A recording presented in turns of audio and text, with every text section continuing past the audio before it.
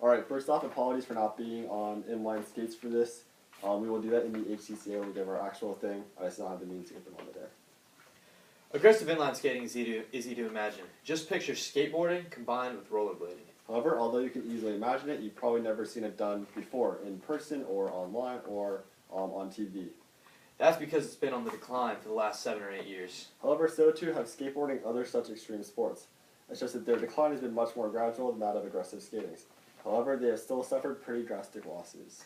And that's what we're here to discuss. The reasoning behind the rise and decline of rollerblading and its fellow action sports cultures, but more broadly, counterculture in general. Now, why focus on rollerblading? Like we said, it's harder to identify with than something like skateboarding, and you've probably never seen it done before.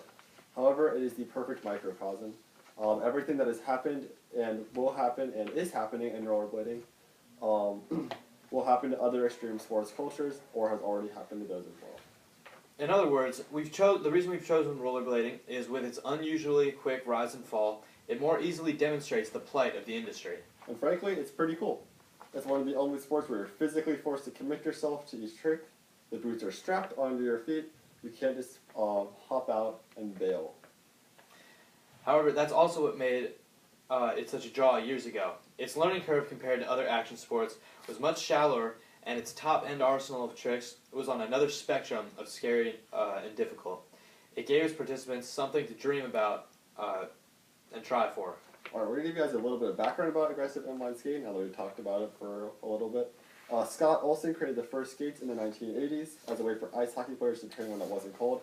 However, almost nobody decided to use the skates for tricks, like people were doing skateboarding, until a guy named Chris Edwards. He was the first pro, the Tony Hawk of the sport. It was in the mid-90s, and his tricks caused the sport to explode onto the scene.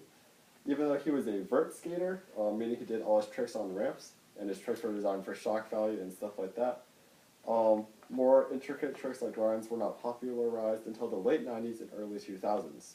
The spike in popularity, catalyzed by Edwards-led rollerblading, to make its first appearance in the X Games in 1995.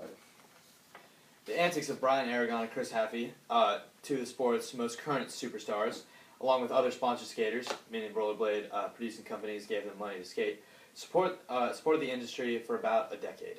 However, the writing had been on the wall for the decline of skating since 1999, when the number of events in the X Games were halved, leaving just vert and street.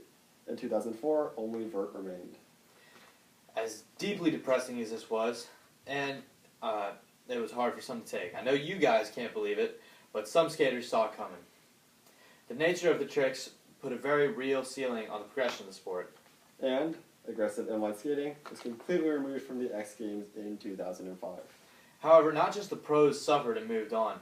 The number one internet forum for rollerblading, Aggressive Mall Forum, the place on the internet where most skaters went to talk, has been shut down.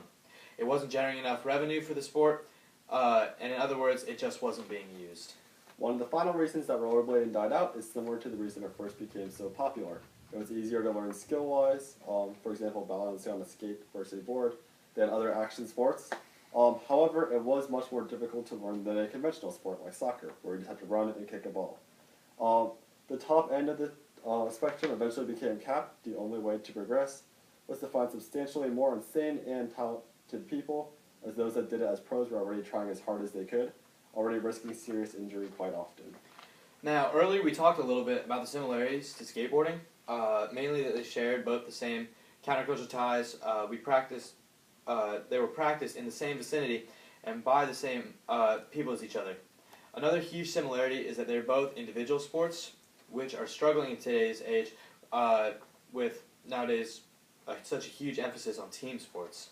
Activities like skateboarding, karate, cycling aren't as popular as they used to be.